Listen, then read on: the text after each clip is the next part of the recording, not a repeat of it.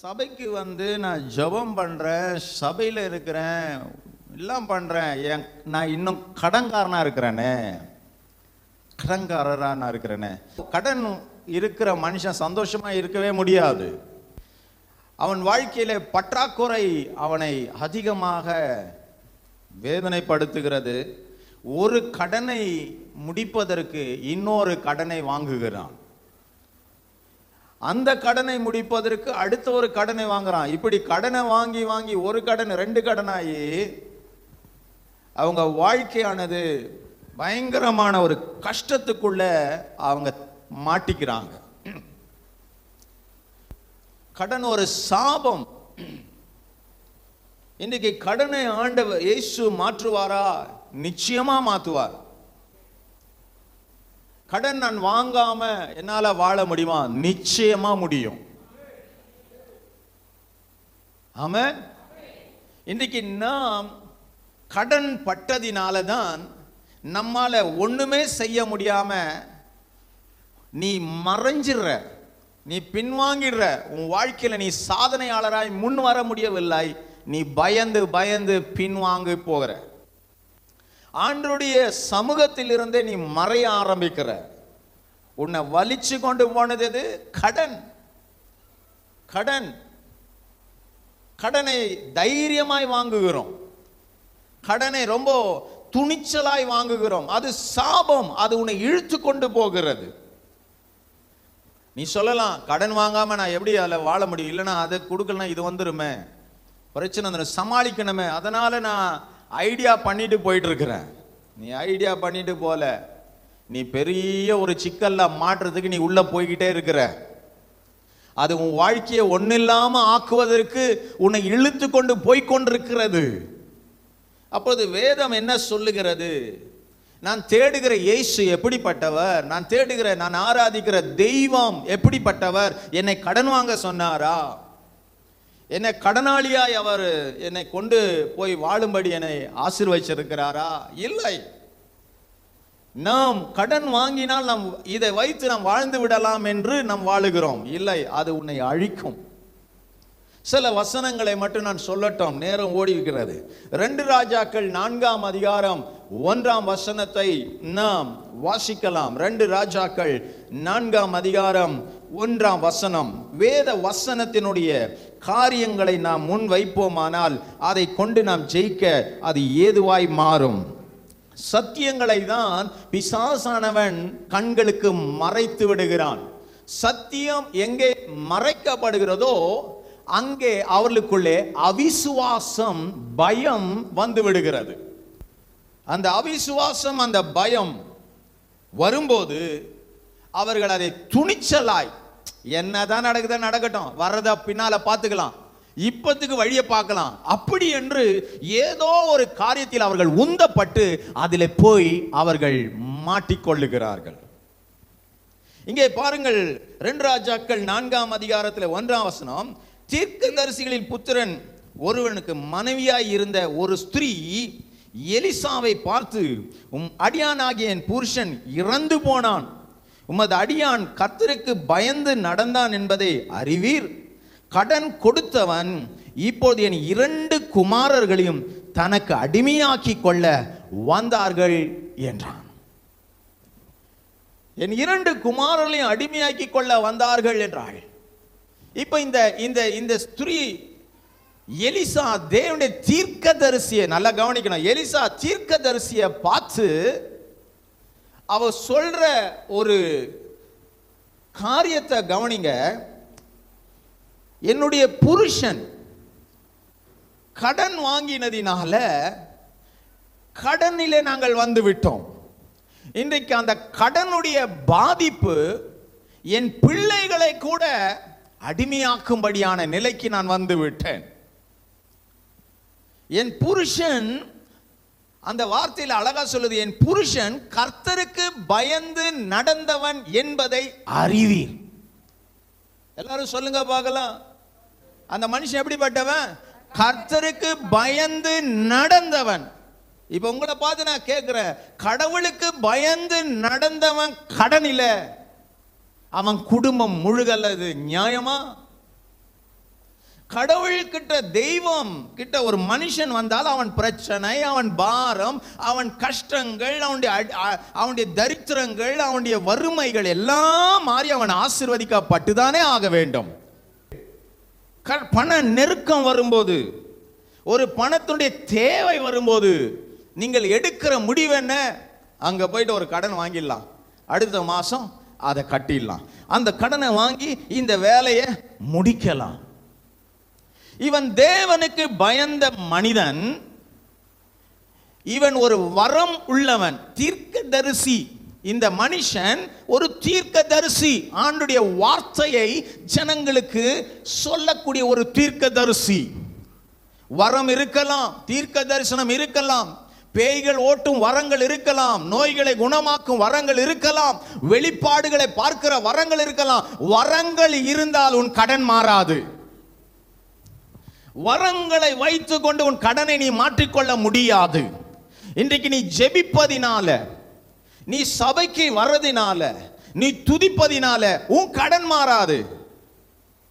இவன் ஆண்டவருக்கு பயந்தவன் தான். ஏன் அவன் கடன்காரனாய் மாறினான்?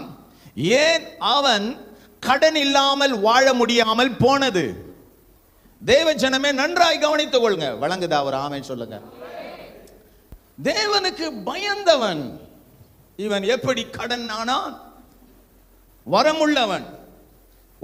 ஒரு நபர் முன்பதாய் வந்து நின்றால் அப்படியே ஸ்கேன் பண்ணுவான். உன் பிரச்சனை இது இது இது என்று சொன்னான். ஆனால் தன் வீட்டில் இருக்கிற பிரச்சனை அவனால் தீர்க்க முடியவில்லை. தன் வீட்டில் பிள்ளைகளுக்கு சாப்பாடு இல்லை, தன் மனைவிக்கு சாப்பாடு இல்லை, தனக்கு சாப்பாடு இல்லை. ஊழியம் செய்கிறான், ஆண்டவர் பெரியவர் என்று பேசலாம், ஆனால் தன் வீட்டிலேயோ அவர்கள் வறுமையிலே வாழ்கிறார்கள். சபைக்கு வரலாம், ஆராதிக்கலாம், துதிக்கலாம், எல்லாம் செய்யலாம், ஆனா உன் வீட்டில் ஒரு வறுமை போகாம இருக்கிறது. அந்த வறுமை மாறுவதற்காக நீ யார்கிட்டயோ எங்கேயோ போய் கடன் வாங்கி அந்த வாழ்க்கையை நடத்தி விடலாம் என்று நீ யோசித்து நீ முடிவெடுத்து அதுக்குள் போய் மாற்ற. கடன் ஒரு சாபம். எந்த வீடு அந்த சாபத்துக்கு திறந்து கொடுக்குதோ அந்த வீட்டை அது விடுவதே இல்லை. தொடர்ந்து தொடர்ந்து தொடர்ந்து அந்த வீட்டிற்குள் வந்து அவர்களை ஒன்றுமில்லாமல் அழிக்கிறது. ஒரு கடனை வாங்குறோம், அடுத்தது ஒரு கடனை முடிப்பதற்கு, அந்த கடனை முடிப்பதற்கு இன்னொரு கடனை வாங்குறோம். அது கொஞ்சம் ஸ்பீடு கடனு, அதுக்கப்புறம் சூப்பர் ஸ்பீடு கடனு.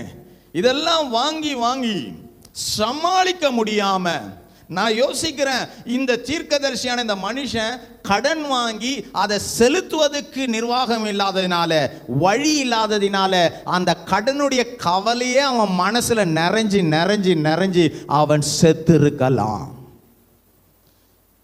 வேதத்தில் அதன் ஆதாரம் இல்லை, ஆனாலும் இந்த சூழ்நிலையை பார்க்கும்போது அந்த வேதனை தான் அவன் இருதயத்தை அப்படியே நெருக்கி நெருக்கி நெருக்கி அவன் மரித்திருக்கலாம். அப்போ எலிசாவின் அண்டை இந்த ஸ்திரீயானவள் சொல்லுகிறாள், என் புருஷன் ஒரு தீர்க்கதரிசி தான், ஆண்டவருக்கு பயந்தவன் தான், அவன் இன்றைக்கு மரித்து விட்டான், என் கடனோ பெருகிவிட்டது, கடனை அடைக்க முடியாமல் கடன் குவிந்து போய் நிற்கிறது, என்ன செய்வது என்று எனக்கு தெரியவில்லை.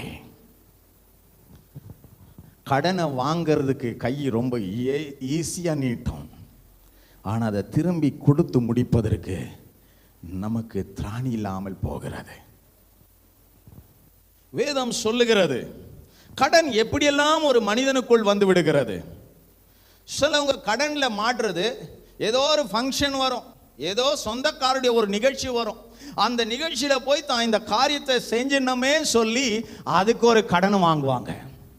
அந்த கடனை வாங்கி அந்த நிகழ்ச்சியில் எல்லாம் பட்டு சாரி தான், அப்படியே இதுதான், ஒரு பந்தா ட்ரெஸ்ஸு தான், அப்படி போய் பந்தாவா காரில் தான் போய் இறங்குறது, சீனு வேற லெவலு, அப்படி போட்டு கையில் ஐஃபோன் தான் ஊனு போய் இறங்குவாங்க. நிகழ்ச்சியெல்லாம் முடித்து 4 ஃபோட்டோ எடுத்து வந்துடுவாங்க. வந்தது அடுத்தது பார்த்தா கடன்காரன் வீட்டு முன்னாடி வந்து நிற்பாங்க.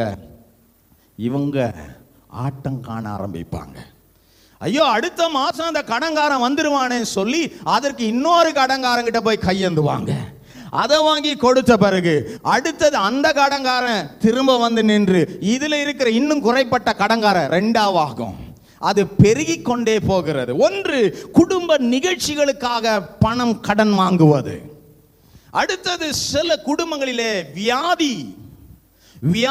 வியாதி வந்ததினால மருத்துவ செலவுக்கு கடன் வாங்குவார்கள். வியாதி, ஐயோ என் பிள்ளை வியாதி ஆயிட்டு, ஐயோ என் புருஷன் வியாதி ஆயிட்டு, ஐயோ என் மனைவி வியாதி ஆயிட்டு, பணம் இல்லை, டாக்டர்கிட்ட போகணும், மெடிசனை வாங்கணும், அவருடைய மருத்துவ செலவை பார்க்கணும் என்று சொல்லி உடனே கடன் வாங்குவார்கள். இந்த பணமானது இவர்கள் எப்படி கையாளுகிறார்கள், எது விதமாய் அவர்கள் யோசிக்கிறார்கள் என்றால், இந்த தேவைக்கு எங்கேயாவது கடனை வாங்குவோம். கடனை வாங்கி வாங்கி வாங்கி குடும்பத்தில் பெரும் நஷ்டம். இந்த கடனை வாங்கி உடைய வியாதிக்குரிய செலவுகள் எல்லாம் பார்த்து ஆளை குணமாக்கி கொண்டு வந்தாச்சு. ஆனா ஒரு பக்கம் சமாதானம் வந்துடுச்சு, அடுத்த பக்கம் என்ன வருது? கவலை வருகிறது, வேதனை வருகிறது, கோபம் வருகிறது. அந்த கடன் தன்னை அதிகமாக ஒடுக்குகிறது. ஏதோ ஒரு செலவு, ஏதோ ஒரு தேவை, ஏதோ ஒரு காரியத்துக்கு பணம் கடன் வாங்க நீங்கள் ஓடுகிறீர்கள். இங்கே மார்க் 5ஆம் அதிகாரத்திலே 34ஆம் வசனத்தை வாசிக்கலாம். மார்க் 5:34. அவர் அவளை பார்த்து, மகளே, உன் விசுவாசம் உன்னை ரட்சித்தது, நீ சமாதானத்தோட போய் உன் தேவனை நீங்கி சுகமாயிரு என்றார். அவளை பார்த்து, மகளே, உன் விசுவாசம் உன்னை ரட்சித்தது, நீ சமாதானத்தோட போய் உன் வேதனை நீங்கி சுகமாயிரு என்றார். ஆனால் நியாயப்படி இயேசு எப்படி அவளை பார்த்து சொல்லியிருக்க வேண்டும்? அவளை பார்த்து, மகளே, உன் விசுவாசம் உன்னை ரட்சித்தது, உன் வேதனை நீங்கி சுகமாயிரு என்று தான் சொல்லியிருக்க வேண்டும். ஏன் சமாதானமாய் நீ போய் சமாதானத்தோட? அப்ப அந்த சமாதானத்தை ஏன் பேசினார் என்றால், முந்தின வசனங்களை நீ பார்க்கும்போது அவள் வியாதிக்காக இருந்த பணங்கள் எல்லாம் வைத்திருக்க அவ செலவழித்து எல்லாமே தீர்ந்துச்சு. பணம் எப்படி ஒரு மனுஷனை காலியாக்குதுன்னா, அவனுக்கு ஏதோ ஒரு சூழ்நிலையே மலை போல கொண்டு வந்து வைக்குது. அப்போ இவள் வியாதிக்குரிய பணம், வியாதிக்குரிய குணத்திற்காக பணத்தை அங்கு மிங்குமாய் வாங்கின காரியங்கள் செலவழித்து இப்ப பணம் எல்லாம் செலவாய் போச்சே என்ற சொல்லிய ஒரு வேதனை அவள் இருதயத்துக்குள்ள இருக்கு. செலவழித்தும் எனக்கு சுகம் இல்லையே, செலவழித்தும் எனக்கு விடுதலை இல்லையே. சில நபர்கள்லாம் சொல்வது உண்டு, எவ்வளோ 1000 செலவழித்தும் காப்பாற்ற முடியாமல் போய்விட்டது. எனக்கு உண்டானது எல்லாவற்றையும் நான் விற்று செலவழித்தும் காப்பாற்ற முடியாமல் போனது, அது எனக்கு கவலையாய் இருக்கிறது. அப்போது இயேசு சொன்னார், உன் வேதனை நீங்கும், உனக்கு சமாதானமும் உண்டாகும். அப்ப அவர் அவளை பார்த்து சொல்றார், உன் விசுவாசம் உன்னை ரட்சித்தது. அப்ப நான் கேட்கிறேன், அவட்ட அவ்வளோ பணங்கள் அந்த வியாதிக்காய் செலவழித்து அந்த பணம் அவளை விடுதலை ஆக்கவில்லை. ஆனால் ஆண்டவராய் இயேசு கிறிஸ்துடைய வார்த்தையும் வல்லமையின் தொடுதல அவளை சுகமாக்கி அவர் சொல்றாரு, இனி நீ கவலைப்பட வேண்டாம், நீ சமாதானத்தோட போன் சொன்ன மாத்திரத்திலே அவ எவ்வளவு செலவழித்திருந்தாலோ அவ்வளவு பணமும் அவ்வளவு விடுதலையும் அவளுக்கு கூடவே வந்து விட்டது. கையை தட்டி கத்தரை மகிமைப்படுத்துங்க. அவர் ஒரு வார்த்தையை சொல்றார்னா அந்த வார்த்தையில எல்லாமே இருக்கும். அவர் வேதனையை மட்டும் நீக்கல, அவ இழந்ததையும் கவலை வந்துடக்கூடாதுன்னு அதிலையும் சமாதானத்தை பேசி ஆசீர்வதித்தார். ஹல்லேலூயா. ஆண்டவருக்கு பயப்படுகிற பிள்ளைகள் கடன் வாங்குவதை நிறுத்தணும்.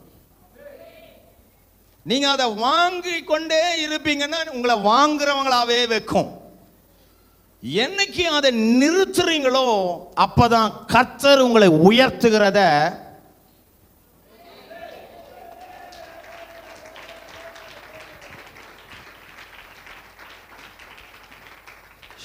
இது ஒரு பெரிய சாபம். ஆண்டுடைய உள்ளம் என்ன சொல்லுது?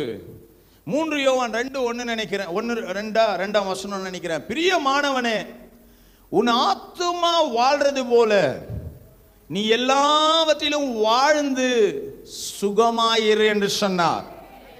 கடன் ஒரு மனிதனுடைய ஆத்துமாவை அப்படி நொறுக்குகிறது. தூக்கம் வராது, சாப்பிட பிடிக்காது, வெளியே நிம்மதியா சுற்ற முடியாது. கடன்காரர்கள் எதிர்பட்டு விட்டால் நாம் ஒடுங்கி விடுகிறோம். ஆனால் கிறிஸ்து தன் ஜனங்களை எப்படி ஆசீர்வதித்திருக்கிறார். பிரியமானவனே, உன் ஆத்துமா வாழ்கிறது போல நீ எல்லாவற்றிலும் வாழ்ந்து சுகமாயிருக்கணும். எல்லாவற்றிலும் வாழ்ந்து சுகமா இருக்கணும். அப்படின்னா உன் கரத்துல பணத்தின் ஆசீர்வாதங்கள் வற்றி போகாமல் தேக்கமுள்ளதாய் இருக்க வேண்டும். அவர் சொல்லுகிறார், உன் ஆத்துமா வாழ்கிறது போல அநேக ஆசைகள், அநேக வாஞ்சைகள், அநேக விருப்பங்கள் எனக்கு இருக்கிறது. ஆனால் ஒன்றையும் செய்ய முடியவில்லை. காரணம், என் கரத்திலே பணம் இல்லை. எப்படியோ என் ஆசையை நிறைவேற்றதுக்கு ஒரு கடனை வாங்கி, எதையாவது பேசி கடனை வாங்கி அதை செஞ்சிடலாம் என்று நான் வருகிறேன். இல்லை, அது உன் சமாதானத்தை கெடுத்துரும். கடன் வாங்கக்கூடாது. கடன் வாங்கக்கூடாது. கடன் வாங்காம நீங்க பழகணும். ஆண்டவர் கொடுத்த ஞானத்தை நீங்க பயன்படுத்த புரிஞ்சுக்கணும், கற்றுக்கொள்ளணும். கடன் இல்லாம நான் வாழ்றதுக்கு எனக்கு ஞானம் தாங்க ஆண்டவரேன்னு நீங்க கேட்கணும். ஞானத்தை தாங்க. நான் கடன் வாங்காமல் என் கரத்தில் பணங்கள் தேக்கமாய் நிற்கக்கூடிய, என் வாழ்க்கையில் அந்த பணத்தின் காரியங்கள் என்னை நிரப்பக்கூடிய, அந்த காரியத்தில் வளரக்கூடிய ஞானத்தை எனக்கு தாங்கன்னு நாம் ஆண்டவர்கிட்ட கேட்க வேண்டும். ஆமென். ஒருவன் அந்த ஞானத்தை கேட்கும் போது தான் அவன் ஆண்டவர் வேற லெவல்ல கோடி சொன்னா மாத்திடுறார்.